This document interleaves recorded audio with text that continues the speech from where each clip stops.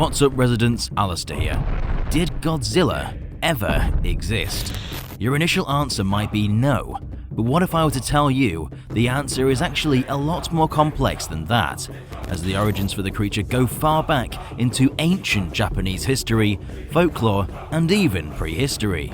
And seeing as the next climactic entry in the Godzilla franchise approaches, we thought we'd take a look at whether the fiction may be more fact than we're led to believe. Join us as we explore whether Godzilla really existed.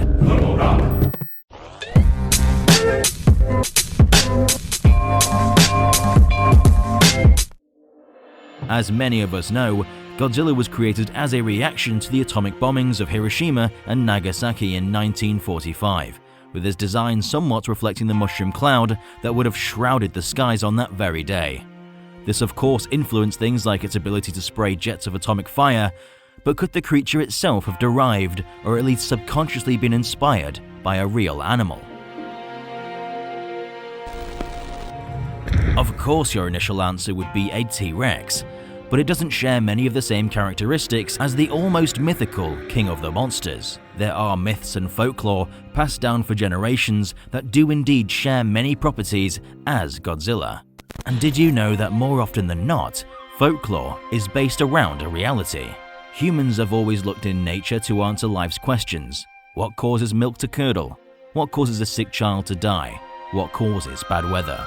We've always tried to make sense of it in sometimes nonsensical ways, but they found ways to make explaining things we see on our day-to-day lives much easier. They can bring either comfort or put people on edge as life lessons. It's well known that folklore has been a source of great inspiration for Toho, the makers of the original Gojira series. One example being Gabara, a kaiju from Godzilla's Revenge, who was actually influenced by Oni, a demonic troll-like being with the power of electricity at its disposal. In Roland Emmerich's Godzilla film from 1998, a Japanese sailor ends up as the only remaining survivor following a Godzilla attack on his fishing vessel. And in the hospital where he was admitted, Charles Kamen explains that Gojira is a mythological sea dragon that fills the hearts of Japanese sailor with fear. Godzilla. But is this true? Is there a Japanese myth that shares the same name as our very own King of the Monsters?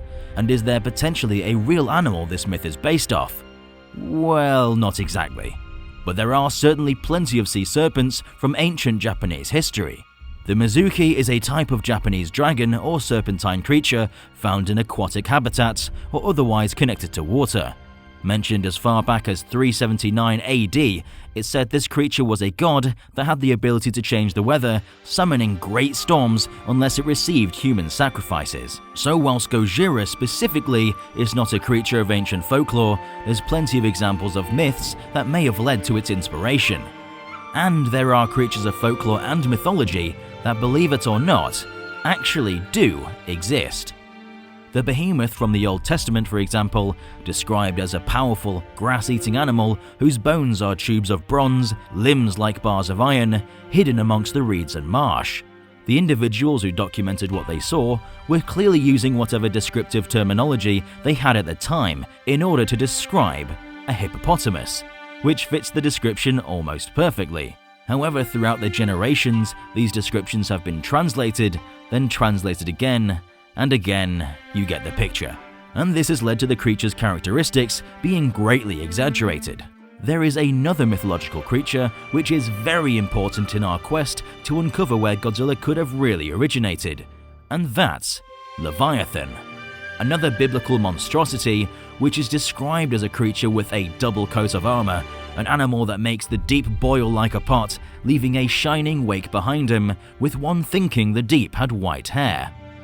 Many believe that Leviathan was actually the inspiration for Gojira, and when you look even deeper, it's easy to see why.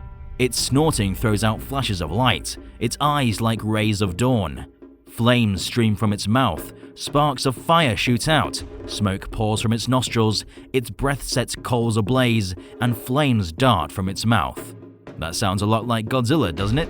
A giant creature with tough armored skin, leaving a shining wake as he swims through the ocean, breathing a great flame with glowing eyes. Yep, sounds like Godzilla to me.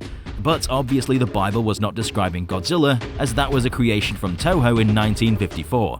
In my eyes, Leviathan's description is clearly showcasing the effects a whale has on the sea when it breaches the surface, spraying water from its nostrils. With the rough translation throughout the years, it's easy to imagine the sparks of fire as the water being blasted from the whale's nostrils, glistening in the sun, and the bubbles caused from it crashing through the surface gave the impression the water was boiling. This was a creature unlike anything these people may have seen, so describing it would have been a difficult task. And with thousands of years of exaggeration, it has become this mythical giant of unimaginable power. This could very well be the origins for not only Godzilla, but likely dragons and almost every giant monster in our pop culture today. Leviathan even went on to cameo in Michael Dougherty's Godzilla King of the Monsters, with the monster research organization Monarch classifying it as its very own titan, as a homage to the very concept that this creature was the origin for not only Godzilla, but all giant monsters. The final bits of evidence that pushes us to believe that Leviathan, which is most likely a whale, has partly been the inspiration to Godzilla, is that the original Japanese name, Gojira, is a combination of gorilla and, you guessed it, whale. Obviously, it's not the answer you were hoping for. I imagine many of you were hoping the Tyrannosaurus Rex was still wandering about, but because of Japanese folklore, the answer is a bit more complicated.